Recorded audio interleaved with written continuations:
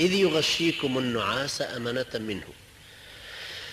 سرتا لو ترسو لرزو بيميك لدلو دروني أنا هيا. طبعا أما براستي وكو محمد ياسر مستشاري الشيخ سياف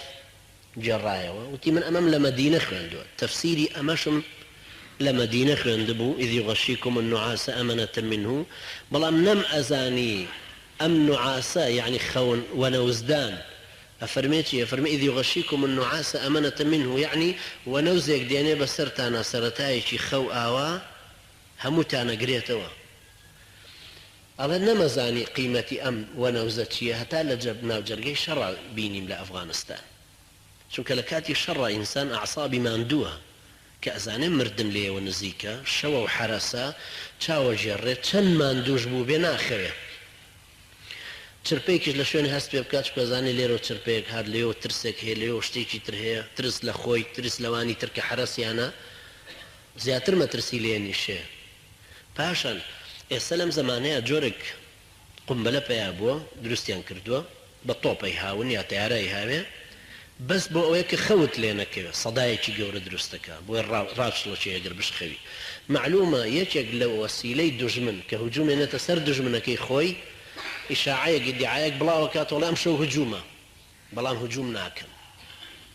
خوان بروش استعداداتك درب برنو دينو الرنو وأنا بوي ترى كيتر وابزاني بروش هجومك فأي خبري كيتر بلا وكاتوك وشايع عليه نا دون شو استعدادي أنت وأنا أمشوا هجومك دي دوسير شو أوان ليك أبوي أوان عصابيا ما ندوب به بوي إخوائي يقول لي رافرمي إذ يغشيكم النعاس خوي خوتن لو كاتيا أو بري اطمئنانا يعني أو بري استقبونا بسر كوتني إخوة